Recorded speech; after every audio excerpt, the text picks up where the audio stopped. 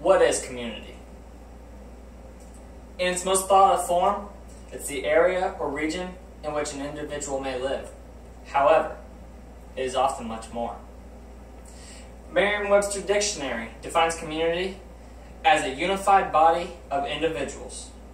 This be organizations with common ideals, a group of professionals with similar interests, and so on.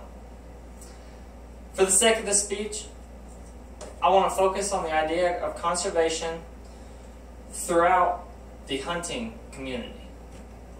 Hunting, in its most raw form, has been around since the beginning of mankind. It was a means of food, bones, skins, and so much more that was needed for survival. Soon, hunting became about sport more so than survival. Today, many hunters participate in a variety of hunting seasons for the sake of sport, competition, brotherhood, call it what you may. All while doing their part in making their society a safer and better place and creating an important impact for all of their community. The great thing about the hunting community is just how welcoming it is. Nearly anyone interested in hunting or with a passion for the outdoors can join.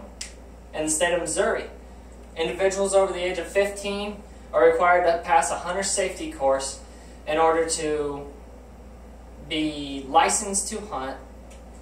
However, once passing the test, they can hunt the rest of their life with no more training or testing, as long as they stick to the established season dates and daily total bag limits, which we'll touch upon shortly. I joined the hunting community at 11 years old. I took my certification test. I got 100. I went with my grandma, picked out my first rifle. In a few short weeks, the hunt was on. That November, I set out for my very first deer hunt. Got up really early, ate a quick breakfast, suited up in my camo overalls, and headed on out the door. I digress. One of the disappointing things about the hunting season the hunting community is the seasons and the limits. However, they do have a good place. According to the National Wildlife Magazine, Volume 38, Number 1, titled How Conservation Grew from a Whisper to a Roar, says, in the 1920s, as a result of predator control programs, the number of mule deer has skyrocketed near the Cuyaba Plateau along the Grand Canyon's North Ridge. The large population had ravaged the vegetation, leaving sparse amounts of food, and the result, thousands of deer dying throughout the cold winters. Other game management failures were reported in the same magazine. I quote, following the widespread extermination of owls, hawks, and coyotes in Kern County, California in 1927, mice overran homes and road-killed rodents were making driving slippery. Not something you'd want to be a part of, in my opinion. So, by having well-established seasons, proper bag limits, hunters aid in regulating populations to prevent too large or small of amounts of population. In fact, according to Emily Rupertus, a published writer on the NRA blog, she says the results from conservation efforts dating back to the early 1900s have been astonishing. She states the numbers speak for themselves. As a quick example, she wrote that white-tailed deer went from 500,000 to over 32 million, and duck and waterfowl went from too small to count to over 44 million.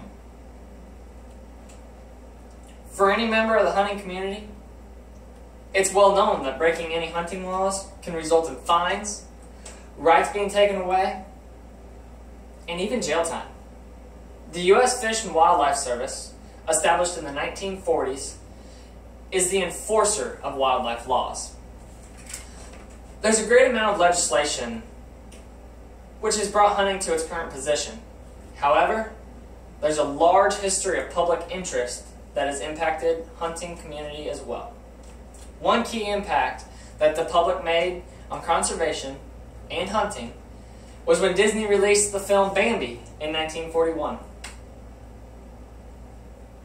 The movie really captured the audience, struck an emotion or a nerve, so to speak, resulting in a new outlook on life and how each individual impacts the wildlife around them. As a result, the bald eagle soon became federally protected. Smokey the Bear, the cartoon animal that we often see on TV as a figurehead for forest fire prevention, was created in 1945. It's important to note just how many people and activist groups do not approve of hunting, though. So often, they want to try and end hunting overall. Those individuals are entitled to their thoughts and opinions just as much as we in the hunting community are. However, they should stop to realize just what may happen if we did not participate in hunting. Take California in 1927, for example. Do you want to be driving over the top of dead animals on the highway? Probably not. Populations would become unstable. Animal-related accidents would climb. More wildlife would wreak havoc on urban areas, all because of their ecosystems being unable to support the increased populations. Finally, hunters aid in supporting those in need through programs such as Share the Harvest and spend a fair amount of money to help stimulate the economy. Share the Harvest is a program developed through Conservation Department that allows deer hunters to harvest an animal and then take it to specially licensed processors, which then processes the meat for free and donates it to the homeless. According to the Missouri Department of Conservation, in 2017, hunters donated almost 290,000 pounds of venison, which was distributed to the needy. Let's not forget the capital that is put into the economy. The Rocky Mountain Elk Foundation published a list of 25 reasons why hunting is conservation, and for time purposes, I wish to point out just a few. Reason number 20, they state hunting supports 680,000 jobs, from game wardens to waitresses, biologists to motel clerks. Reason number 11, altogether, hunters pay more than $1.6 billion a year for conservation programs. Number 23, avid hunter and former president Theodore Roosevelt created our national forest and grasslands and forever protected 230 million acres for wildlife and public use. Without national parks and forests, we would lose our ties to nature and everything that makes our vast country so beautiful. In review, members of the hunting community have helped shape the country for the better by creating our national wildlife areas, being an inclusive community that any man, woman, and child may be a part of.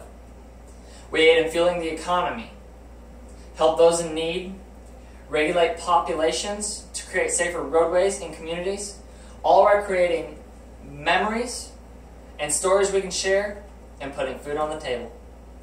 I want to wish you a farewell with a parting quote from Emily Rupertus, who really puts it into perspective. She says, "It's clear that hunting is more than a sport. It's even more than a lifestyle or a means for food. Hunting keeps our country's beautiful lands intact and ensures the future of its wildlife. Hunting is an essential part of life. Hunting is conservation."